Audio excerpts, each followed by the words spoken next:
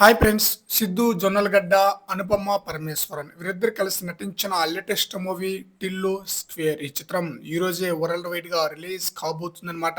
అయితే ఈ చిత్రం 'డీజే టిల్లు' మూవీకి సీక్వెల్ గా వస్తుందన్నమాట. మంచి హైప్ అయితే ఉందన్నమాట. ముఖ్యంగా యూత్ లో అద్రిపోయే ఫాలోయింగ్ ఉంది ఈ చిత్రానికి. అయితే ఈ చిత్రం వరల్డ్ వైడ్ గా ఎంతవరకు ఫ్రీ రిలీజ్ బిజినెస్ జరుపుకుంది, ఈ చిత్రం ఫస్ట్ డే ఎంతవరకు కలెక్షన్స్ వసూలు చేయొచ్చు అన్న విషయం గురించి మనం ఈ వీడియోలో మాట్లాడుకుందాం ఫ్రెండ్స్. ఈ మూవీ నుండి ఇప్పటికే రిలీజ్ అయిన టీజర్ కానీ, సాంగ్స్ కానీ, ట్రైలర్ కానీ చాలా బ్రహ్మాండంగా ప్రేక్షకులకైతే ఆకట్టుకుందనమాట.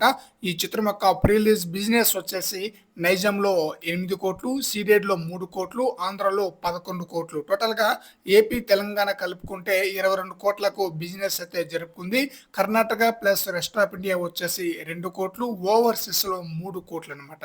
టోటల్గా వరల్డ్ వైడ్గా 27 కోట్ల వరకు ప్రీ రిలీజ్ బిజినెస్ జరుపుకున్న ఈ చిత్రం 28 కోట్ల షేర్ కలెక్షన్ రాబడితే క్లీన్ హిట్ గా నిలుస్తుంది. రెండు తెలుగు రాష్ట్రాల్లో టోటల్ గా ఇప్పటి వరకు 2.5 కోట్ల వరకు బుకింగ్స్ పరంగా వసూలు చేసిందనమాట.